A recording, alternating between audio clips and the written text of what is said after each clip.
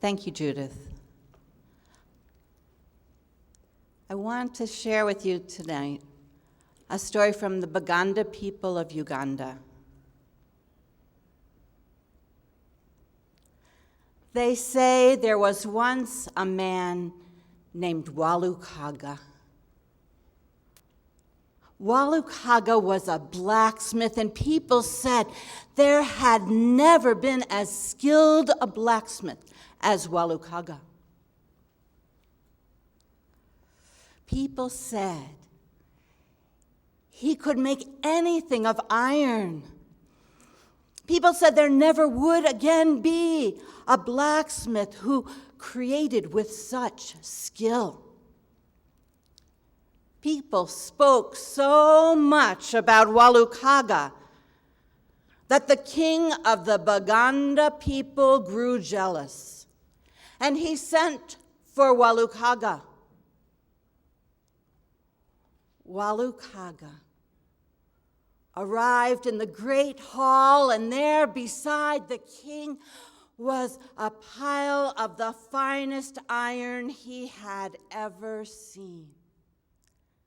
And he thought of the honor to make something for the king from that iron. The king looked at Walukaga. He said, "They say that you are the finest blacksmith who has ever lived. They say you could make anything out of iron. Do you see this iron here? I want you to take that iron back to your shop and use it to make for me a man of iron who can walk and who can talk. A man of iron, if I hold my hand before his mouth, I can feel his breath. A man of iron, if I take a knife and I cut through his iron skin, he will bleed real blood." Walukaga thought perhaps this is some royal form of joke. But no. The king's servants came. They carried that iron. Walukaga was sent away to his village, and that iron was left in his shop, and the servants left him to contemplate this task he had been given by the king. People came to him. They said, "Walukaga, you know that this thing the king has asked you to do is impossible, and you know why he asked you to do this thing. If the king has asked something of you and you fail, he will have you put to death.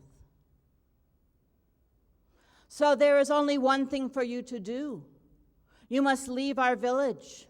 You must go deep into the wilderness, into the bush, and you must never return."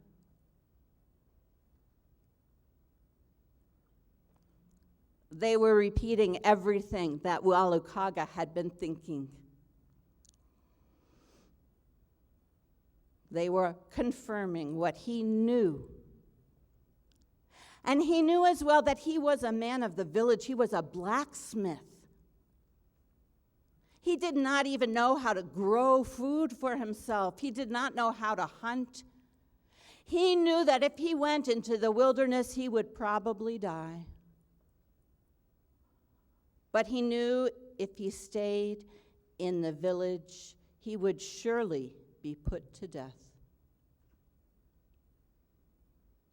And so one morning,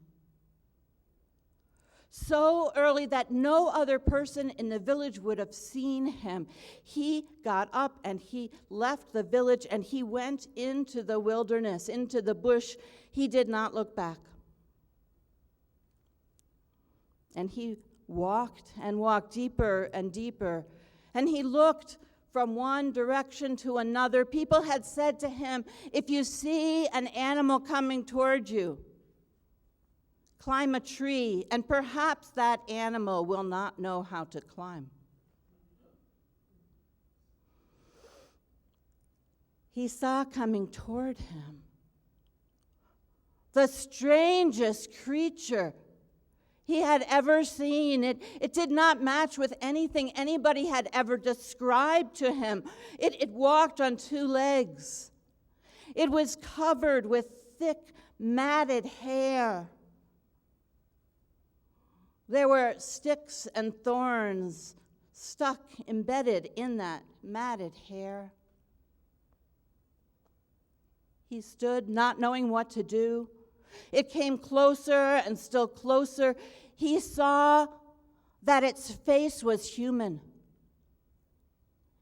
He saw the face of a man he had once known. A man who had lived in his village. A man who people said had gone mad. And indeed, as Walukaga looked into that face, he saw the face, but the eyes darted from one direction to another. They could not stay fixed on any one spot.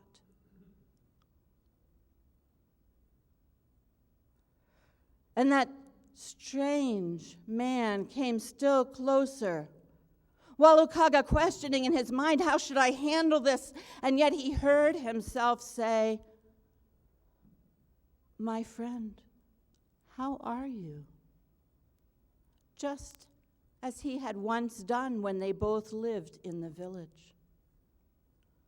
My friend, how are you? And that man looked directly at him. And that man said, Walukaga? Walukaga? Why are you here? You should be in the village. And Walukaga thought, why not tell him? And so he explained about the king. And that strange man said, Walukaga, go back to the village. This is not your place. Your place is the village. And Walukaga said, did you not hear me? I cannot go back. And that strange man said, go to the king. Tell him that you cannot heat that iron with ordinary charcoal. Tell him that you must heat that iron with charcoal made from human hair, and you require 100 bushels of charcoal made from human hair.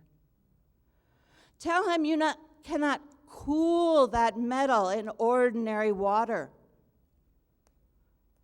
Tell him that you must cool the iron in human tears, and you require 100 cauldrons filled with human tears. Walukaga thought, this man indeed is mad. But he realized this would buy him some time. And he looked away. And when he looked back, that focus was gone. And that man just turned and ran from him. Walukaga traveled directly to the place of the king. And the king said, I will get these things for you. I am the king of all the Baganda people. And he sent messengers throughout the entire kingdom. They went from village to village. They shaved everyone's head from the smallest to the oldest. They gathered up all that hair. They held out a calabash, and they commanded people to cry into it. And those who could not summon up tears were helped to cry.